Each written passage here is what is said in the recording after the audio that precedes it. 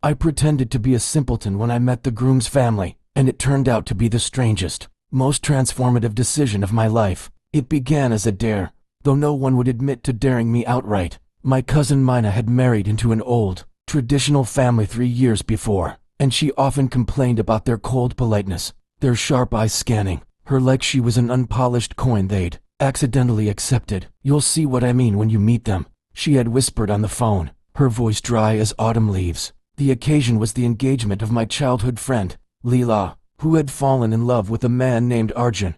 His family was wealthy, conservative, proud of their lineage. "They are very proper," Leela had told me carefully, as though pronouncing the word might break it. "Just don't say anything that would embarrass me." Something rebellious stirred in me. Maybe it was Mina's stories, maybe it was my dislike for rehearsed smiles and shallow judgments, or maybe it was my own curiosity about how people behave when they believe someone harmless is in the room. So I decided just for the evening, just to amuse myself, that I would play the fool. I wore a simple cotton dress when most guests sparkled with silk and jewels. I tied my hair in a loose braid that looked careless, almost childish, and when I greeted the family, I widened my eyes just slightly, let my smile linger a little too long, and tilted my head as if the world always puzzled me. The effect was immediate. The groom's mother, a regal woman in emerald green silk, glanced at me with the kind of faint smile people reserve for children and eccentrics. The groom's father, stiff as an iron rod,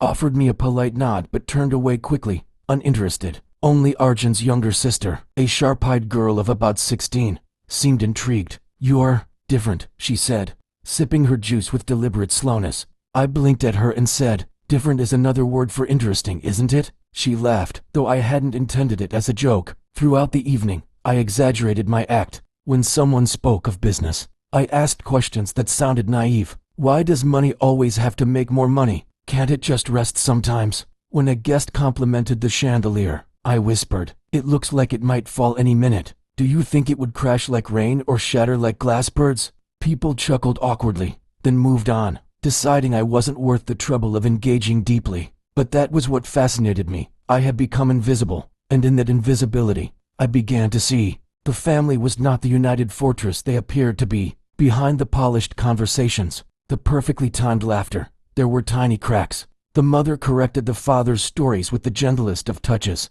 but her eyes flickered with impatience. The sister kept slipping away from the group, texting furiously in the corner, her jaw set tight. Even Arjun, the charming groom-to-be, seemed to shift between selves, the attentive fiancé for Leela and the dutiful son for his parents. And then it happened. Near the end of the evening, while guests were distracted by music and sweets, I wandered toward the quieter wing of the house. I was humming nonsense, pretending to be lost, when I overheard two voices in a half-lit corridor. "She doesn't need to know yet," one of them whispered. It was the father's voice. "But what if she finds out before the wedding?" Another voice replied, older, heavier, but not the father's, a family friend and uncle. "She won't," the father insisted. "No one listens to the simple girl. She's seen nothing." My blood ran cold. For a moment, I thought they were talking about me, but then I realized the timing, the secrecy. It had to be about Leela. I backed away quickly, bumping into a side table so that a vase rattled. The voices cut off. I forced a silly grin onto my face, picked up the vase carefully, and said in my sing-song voice, "Oops, clumsy me. Too many sweets, I think." They stared at me with narrow eyes, but when I giggled and skipped away, they let me go. After all, I was the simpleton. That night, I couldn't sleep. My heart kept pounding with the weight of what I had overheard. What secret were they hiding from Leela? Was it about Arjun, the marriage, or something darker? And why did they think I had seen nothing? The next morning, still in my act, I lingered around the house, offering to help with decorations.